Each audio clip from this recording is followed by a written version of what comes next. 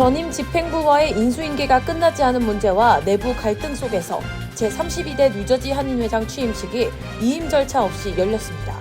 행사장은 축하와 우려가 교차했습니다. 주미 한국대사관에서 근무했던 직원 3명이 주거 보조금을 불법 수령한 사실이 드러났습니다. 한국대사관은 이들을 상대로 미 연방법원에 소송을 제기했습니다. 최종 추방 명령이 확정된 뒤 시민권자와 결혼했더라도 그 사실만으로는 사건을 다시 열 수 없다는 판단이 나왔습니다. 뉴저지 주정부가 트럼프 행정부와의 법적 공방 끝에 10억 달러 상당 교육 예산을 보호하는 데 성공했습니다. 국무부가 자녀 양육비를 장기간 체납한 부모들을 대상으로 여권 취소에 나설 것으로 보입니다.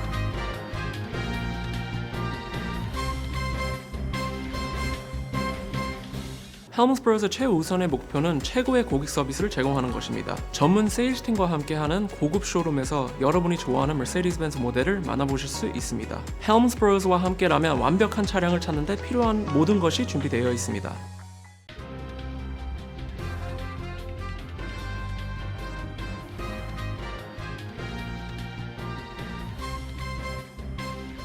안녕하십니까. KBTV 뉴스9 이창원입니다. 전임 집행부와의 인수인계가 끝나지 않은 상황에서 제32대 뉴저지 한인회장 취임식이 이임 절차 없이 열렸습니다. 재정청산 문제를 둘러싼 갈등 속에 취임식만 진행되면서 행사장은 축하와 우려가 교차했습니다. 오늘의 첫 번째 소식 신영주 기자가 전해드립니다. 제32대 뉴저지 한인회장 취임식이 어제인 11일 열렸습니다. 하지만 이번 행사는 통상적인 이취임 형식이 아닌 신임 회장의 단독 취임식으로 진행됐습니다. 일반적으로 단체, 특히나 한인의 취임식은 전임 회장이 회기를 신임 회장에게 전달하고 이임하는 소회와 당부, 축하 인사가 오가는 방식으로 진행됩니다. 신임 회장 역시 전임 집행부의 노고에 감사를 표하는 순서가 이어지는 것이 관례였습니다. 그러나 이번 32대 출범은 취임만 있고 이임 절차는 빠졌습니다. 이 같은 배경에는 아직 마무리되지 않은 인수인계 문제가 있습니다. 현재 뉴저지 한인회는 인수인계 절차가 완료되지 않은 상태입니다. 32대 인수위원회는 지난달 21일 공식 입장문을 통해 전임 31대 이대우 회장이 사비로 한인의 재정 적자 약 5만 8천 달러를 전액 변제하겠다고 밝혔지만 인수 실사 결과 12,500달러의 미지급 채무가 남아있다고 발표했습니다.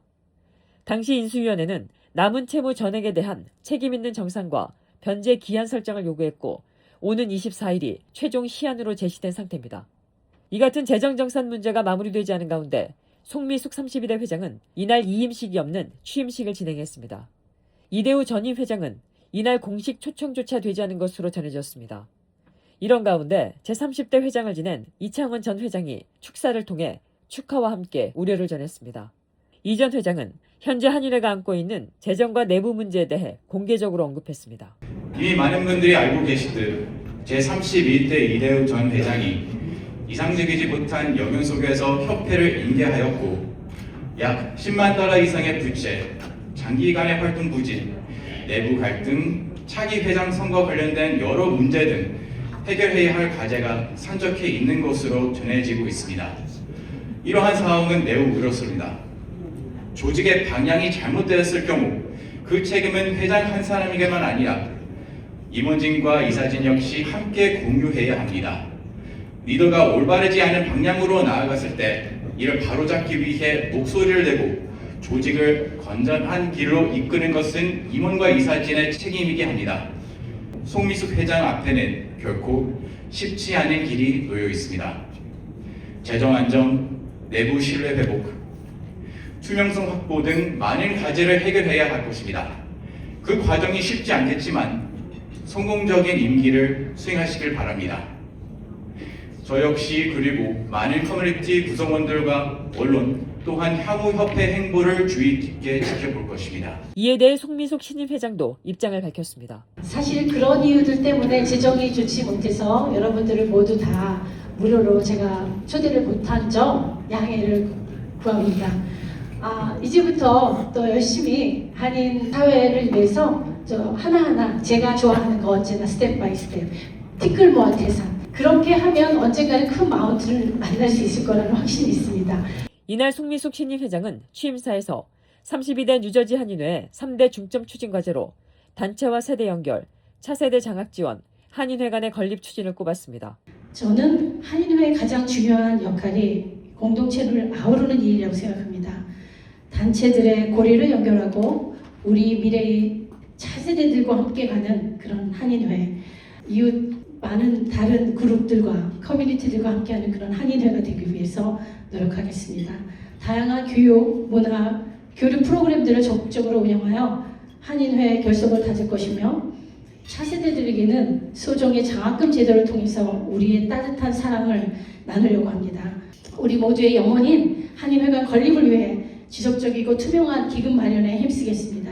한인회 발전을 위해서는 우리 보금자리가 필수 요건입니다. 회관이 결코 1, 2년 안에 이루어지지 않는다는 건 여러분도 저도 잘 알고 있습니다. 그러나 티끌모아 태산이라고 고지를 향한 행진을 결코 중단하지 않겠습니다. 행사에서는 32대 집행부 소개도 진행되었습니다. 장민숙 부회장과 샘황 부회장, 장신근 사무총장에게 임명장이 전달되었습니다. 재정 정상과 조직 신뢰 회복이 32대 집행부의 첫 과제가 될 것으로 보입니다. 뉴저지 한인회는 지역 한인사회를 대표하는 단체로 여러 단체를 아우르는 한인사회 구심점 역할을 담당합니다. 재정 문제와 내부 갈등을 어떻게 정리할지 관심이 모아지고 있습니다. KBTV 뉴스 신영주입니다. 주미 한국 대사관에서 근무했던 전 행정직원 등 3명이 재배 공관 직원용 주거 보조금을 허위로 신청, 불법 수령한 사실이 드러나면서 파문이 일고 있습니다. 주미 한국 대사관은 이들을 상대로 연방 법원에 손해배상을 요구하는 민사소송을 제기했습니다. 김은지 기자의 보도입니다. 메릴랜드 연방지방법원에 주미 한국 대사관 전 직원들이 주거 보조금을 불법 수령해 나눠 가졌다는 내용의 소송이 제기됐습니다.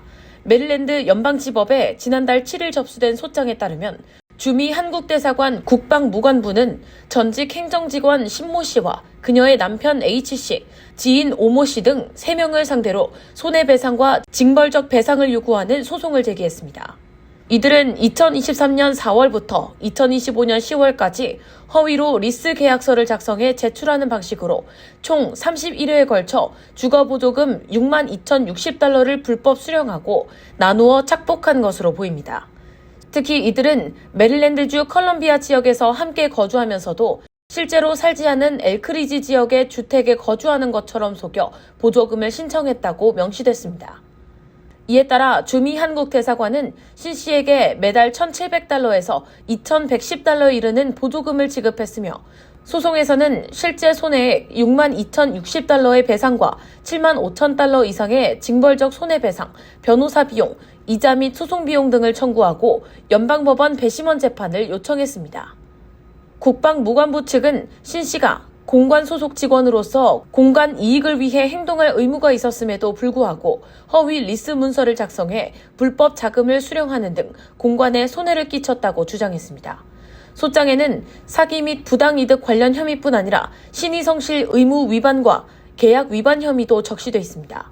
이번 사건은 미국 내 재외공관 예산 집행과 관련한 내부 문제가 법정으로까지 이어지며 공론화됐다는 점에서 관심이 집중되고 있습니다. 과거에도 주미 한국 대사관 회계 담당 직원이 약 2만 달러를 횡령한 사례가 있었으며 주 독일 한국 대사관에서도 전기, 수도, 가스비 영수증 위조를 통한 수십만 달러 횡령 사건이 적발된 바 있습니다. KBTV 뉴스 김은지입니다. 최종 추방 명령이 확정된 뒤 시민권자와 결혼했더라도 그 사실만으로는 사건을 다시 열 수 없다는 판단이 나왔습니다.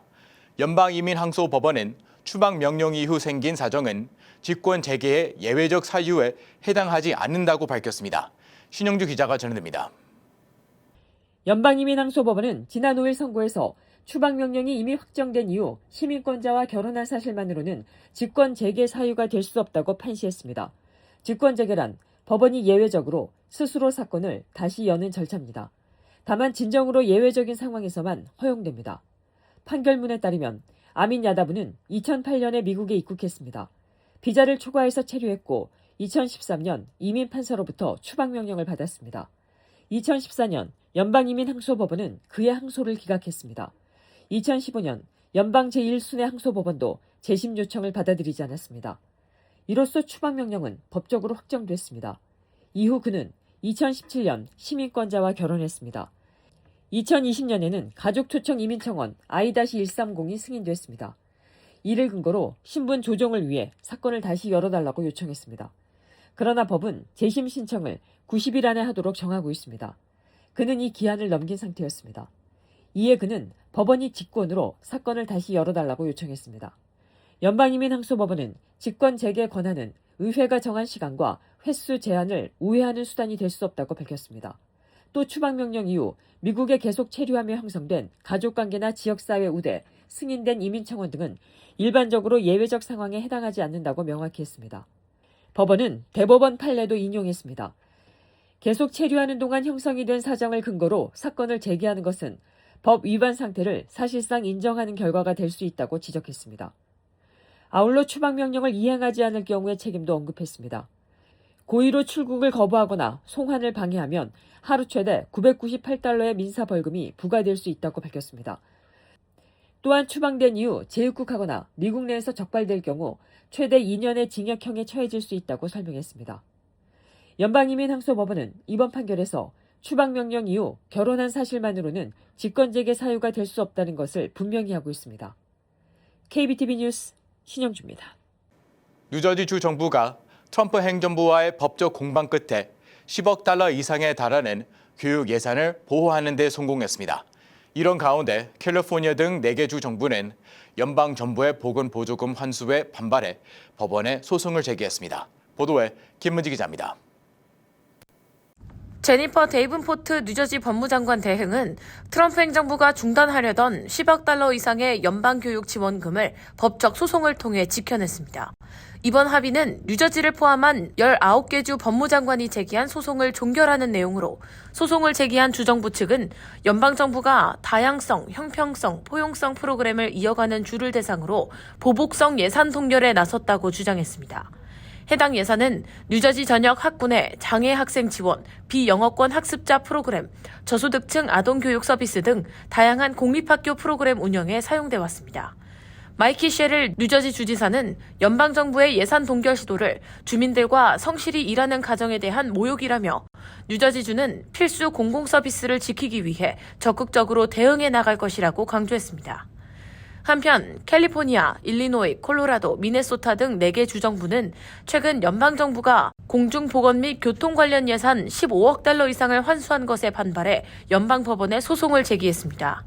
이 가운데 약 $6억 공중보건 보조금에 해당하며 이 자금은 소수인종 대상 예방접종 격차 해소, 여성 HIV 예방 프로그램, 파트너 폭력 근절 사업 등을 위해 사용돼 왔습니다. 이들 민주당 주도 4개 주는 소장에서 이번 예산 환수가 자의적이고 정치적 적대감에 따른 조치라고 주장하면서 행정 절차법과 연방기관의 권한을 넘어선 위법 행위라고 비판했습니다. 그러면서 연방법원이 이번 예산 환수 조치를 위법으로 선언하고 무효화해 줄 것을 요청했습니다. 이에 보건복지부 대변인은 해당 보조금은 보건복지부의 우선순위를 반영하지 않기 때문에 종료되는 것이라며 기존 입장을 재확인했습니다. KBTV 뉴스 김은지입니다. 국무부가 자녀 양육비를 장기간 체납한 부모들을 대상으로 여권 취소에 나설 것으로 보입니다. 특히 양육비 $10만 이상을 체납한 여권 소지자들이 1차 대상이 될 것으로 전망되며 향후 체납 기준 금액이 낮아질 경우 여권 취소 대상자는 급증할 수 있다는 우려가 제기되고 있습니다. 김문지 기자의 보도입니다. 트럼프 행정부가 1996년 제정된 개인 책임 및 근로기회 조정법에 근거해 여권 취소 조치를 대폭 강화할 것으로 보입니다. 해당 법안은 이른바 여권 발급 제한 프로그램을 통해 $2,500를 초과하는 양육비를 체납한 부모에 대해 여권 발급을 거부하거나 취소할 수 있도록 규정하고 있습니다. 그동안 국무부는 주로 당사자가 여권 갱신을 신청하거나 영사 서비스를 요청하는 경우에 한해 여권 취소 조치를 취해왔습니다. 즉, 체납자가 먼저 국무부와 접촉해야 집행이 이루어지는 구조였습니다.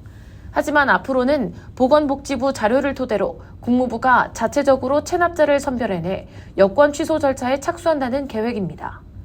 해당 조치는 아직 공식 발표되지는 않은 상태입니다. 우선 $10만 이상을 체납한 여권 소지자들이 1차 여권 취소 대상이 될 전망입니다. 정부 관계자 중 한 명은 이 기준에 해당하는 대상자는 500명 미만이라고 설명했습니다. 대상자는 여권 취소 예정 통보를 받은 뒤 보건복지부와 상환 이행 계획을 체결할 경우 여권 취소를 피할 수 있습니다. 다만 현재 양육비를 체납한 채 여권을 보유하고 있는 인원이 상당한 것으로 알려져 향후 체납 기준 금액이 낮아질 경우 여권 취소 영향을 받는 인원은 크게 늘어날 것으로 우려됩니다. 국무부는 상당한 금액의 양육비를 체납한 이들이 자녀에 대한 법적, 도덕적 의무를 저버리는 상황을 방지하기 위해 기존 법률을 통해 집행할 수 있는 방안을 검토 중에 있다고만 밝혔습니다.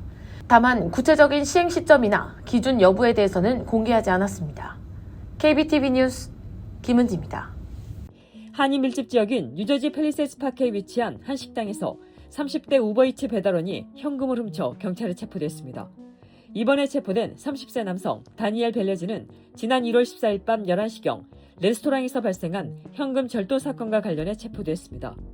조지백 팰리세스 파크 경찰서장은 레스토랑 내에서 일어난 모든 상황이 내부에 설치된 보안 카메라에 녹화되어 있었으며 인근 지역의 CCTV와 소환장을 기반으로 철저히 분석한 결과 우버이츠 배달원인 벨레즈를 용의자로 특정할 수 있었다고 밝혔습니다.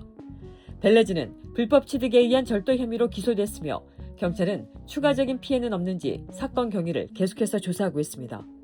이번 사건은 레스토랑 내부와 인근에 설치된 보안 시스템과 면밀한 수사가 빛을 발하며 범인을 검거하는 데 결정적인 단서를 제공했습니다.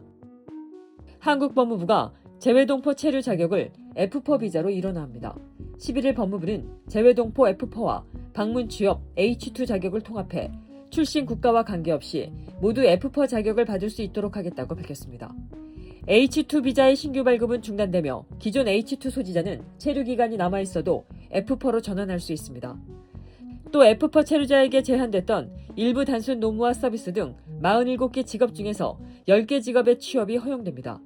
체류 기간은 한국어 능력과 사회통합 프로그램 이수 여부에 따라 1년에서 3년까지 차등 부여됩니다. 법무부는 이번 조치가 출신국에 따른 차별 논란을 해소하고 국내 체류 동포의 안정적인 정착을 지원하는 계기가 될 것이라고 밝혔습니다. 트럼프 행정부가 미네소타에서 진행해온 대규모 이민 단속 작전을 종료하겠다고 밝혔습니다. 이민 단속을 총괄하는 톰 호먼 국경차르는 10일 미니애폴리스에서 기자회견을 열고 작전 종료를 트럼프 대통령에게 건의했고 대통령이 이에 동의했다고 발표했습니다. 호먼은 이번 주부터 요원 규모를 단계적으로 축소하고 있으며 감축은 다음 주까지 계속될 것이라고 밝혔습니다. 이번 단속은 지난해 12월에 시작해 미네소타 일대에 약 3,000명의 연방 요원이 투입됐습니다. 연방 당국은 이를 통해 4,000명 이상을 체포했다고 밝혔습니다. 행정부는 체포자들이 위험한 범죄자라고 했지만 AP통신은 범죄 전력이 없는 이들과 어린이, 미국 시민도 다수 포함됐다고 전했습니다. 단속 과정에서는 시민권자 2명이 이민단속 요원의 총격으로 숨지는 사건이 발생해 비판 여론이 확산했습니다. 이후 미네소타를 비롯해 전국적으로 반이민 정책에 대한 시위가 이어졌습니다. 한국 여권 발급 수수료가 3월 달부터 $2씩 인상됩니다. 한국 정부는 여권법 시행령 개정안을 국무회의에서 의결하고 다음 달부터 인상된 수수료를 적용한다고 밝혔습니다. 10년 유효 58면 복수 여권은 $50에서 $52로, 26면 복수 여권은 $47에서 $49로 오릅니다. 5년 복수 여권과 단수, 긴급 여권도 모두 $2씩 인상됩니다. 정부는 여권 제작 원가 상승과 차세대 전자여권 도입 이후 증가한 제조 비용을 반영한 조치라고 설명했습니다. 인상된 수수료는 3월 이후 신규 및 재발급 신청자부터 적용됩니다. 잠시 후 커뮤니티 브리핑을 전해드립니다. 헬문스버그의 최우선의 목표는 최고의 고객 서비스를 제공하는 것입니다. 전문 세일즈팀과 함께하는 고급 쇼룸에서 여러분이 좋아하는 머세디스-벤츠 모델을 만나보실 수 있습니다. 헬문스버그와 함께라면 완벽한 차량을 찾는 데 필요한 모든 것이 준비되어 있습니다.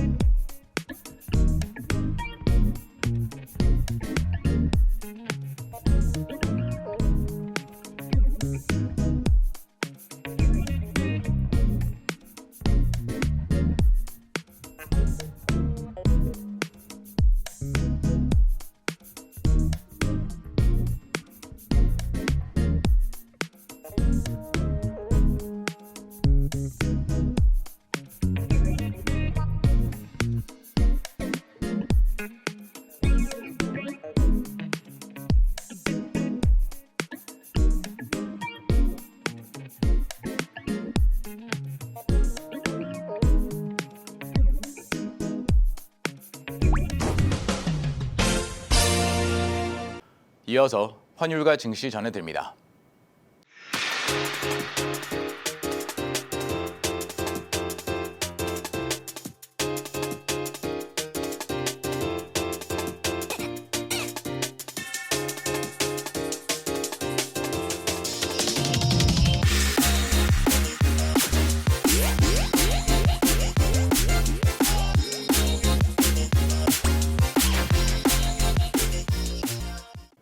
계속해서 뉴욕과 뉴저지 날씨 전해드립니다.